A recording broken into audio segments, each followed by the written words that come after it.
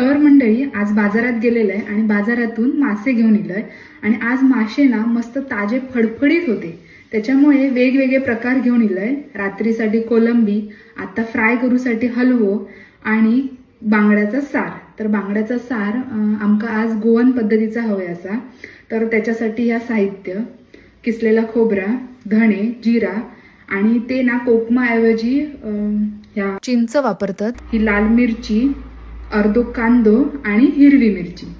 पहिल्यांदाच मी ह्या गोवन पद्धतीचा सार बनवत आहे. बघूया कसा होता आता ह्या सगळं मी मिक्सरला लावून घेतलंय. कसा असा रोज रोज ना आपल्या पद्धतीने खाऊन पण कंटाळ येता, त्याच्यामुळे म्हटला गोवन पद्धतीचा सार बघूया जमता काय माका.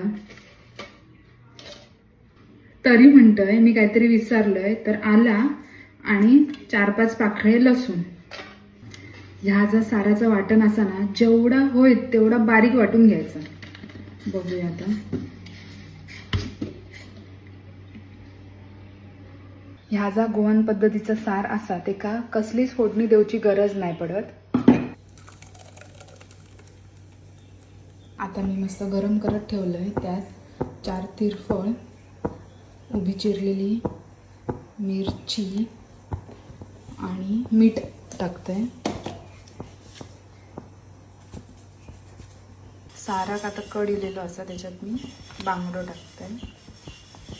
मस्त असं आपला बांगड्याचा सार झालेला असा.